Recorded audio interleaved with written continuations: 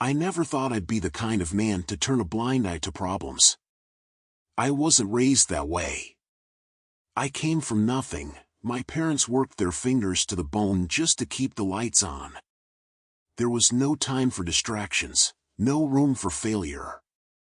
The only thing that mattered was providing for family, and I did that through thick and thin. But the day I discovered my wife Sophia was cheating on me, everything changed. The foundation of everything I thought I knew about love, trust, and family crumbled in a matter of seconds. I can't say I was blind to the cracks in our relationship. They had been there for a while, subtle at first, growing sharper as time went on. I pushed them aside, convincing myself it was just the stress of life, the kids, the bills, the constant juggling. But deep down, I knew something wasn't right. I just didn't want to admit it. Sophia was everything I'd ever wanted in a woman, smart, beautiful, kind.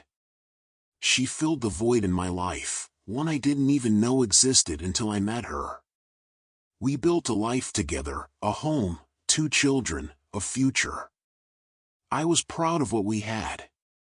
I worked my ass off every day to make sure our family had everything they needed, and for the longest time, I thought that was enough. But when I caught her, everything changed. It was an ordinary Wednesday. The kids were at a friend's house, and Sophia was out doing whatever she claimed she was doing. I had come home early, something I rarely did. But there I was, walking through the front door and hearing something I shouldn't have.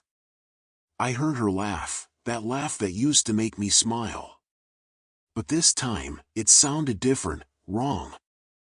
I slowly followed the sound, my heart pounding in my chest. And there she was, on the couch, her legs wrapped around a man I didn't know, a man she'd been hiding from me. Her hands were all over him, and she didn't even notice me standing there, watching them, frozen in disbelief. I stood there for what felt like an eternity. Part of me wanted to scream, to confront her right there and then, but another part knew I needed to stay calm, I needed to think. I had to make the right choice because this wasn't just about me, it was about the kids. The anger didn't hit me immediately, it was too much to process all at once. But the hurt came crashing down like a tidal wave. I watched her, and for the first time, I saw her for what she truly was, a liar, a cheater, a woman who thought she could get away with anything. I quietly turned and walked out. My mind was spinning, but I had a plan. I didn't know exactly what I was going to do yet, but I knew one thing for sure, I wasn't going to be the man she thought I was.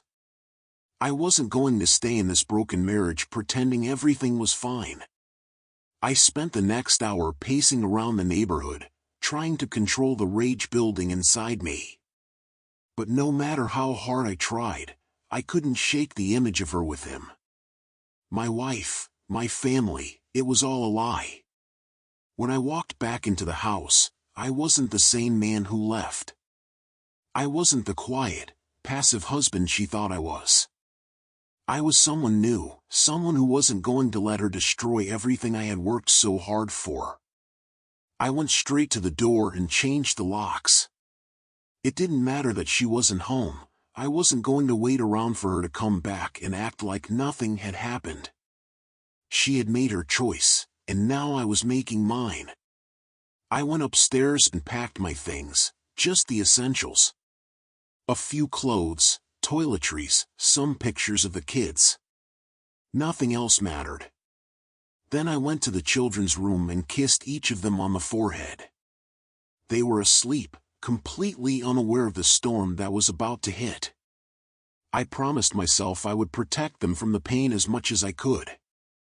I grabbed the kids' things, packed them up, and walked out of the house. Sophia wouldn't know where we went. She wouldn't even know I had left until it was too late. I didn't want to do this, didn't want to tear our family apart, but she had left me no choice. She had broken my trust, and now I was taking back control. I called a close friend, someone I knew I could trust. I told him everything, about Sophia, about what I had seen, about the pain in my chest that wouldn't go away. He listened quietly, offering a few words of support, but I could tell he understood. "Take your time," he said. "We'll get through this together." I drove for hours, just me and the kids, letting the silence fill the car. I couldn't think about the life we had built, the house that was now just an empty shell of what it used to be. I couldn't think about Sophia. I had to focus on the future now. When I finally stopped, I found a small motel, nothing fancy, but it was safe. I wasn't ready to go back, not yet, and I wasn't going to let Sophia find me easily. I spent the next few days in a haze of anger, disbelief, and hurt. I couldn't stop thinking about what had happened, about everything I had given to her, everything I had sacrificed for our family, and she had just thrown it all away. But as the days passed, the anger started to fade. It didn't go away, not completely, but it became something else, something more calculated. I was done being the victim. I called a lawyer, and the divorce papers were drawn up. It was the hardest thing I had ever done, but it felt necessary. I had spent too many years making excuses for her. I had overlooked too many signs. Now it was time for me to fight for what I had left. I went to Sophia's house a few days later, the kids in tow, ready to face her. When I walked through the door, she was standing there, her eyes wide with shock. "Where are the kids?" she asked, her voice trembling. "They're with me now," I said flatly. "We're not coming back." She tried to apologize, tried to make excuses, but I didn't want to hear it. I wasn't interested in her apologies anymore. I wasn't interested in the woman who had broken me. I looked her in the eyes, cold and distant. "You made your choice, Sophia. Now I'm making mine. The kids and I are gone, and there's nothing you can say to change that." She cried, begged me to stay, but I didn't care.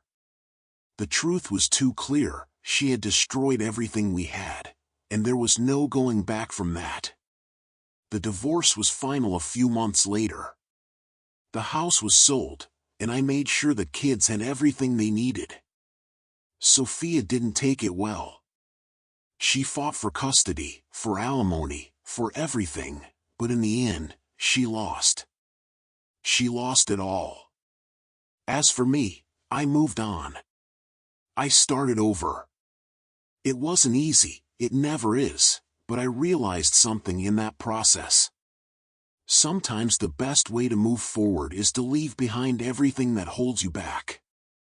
I wasn't going to stay in a marriage built on lies, and I wasn't going to be anyone's doormat. I changed the locks.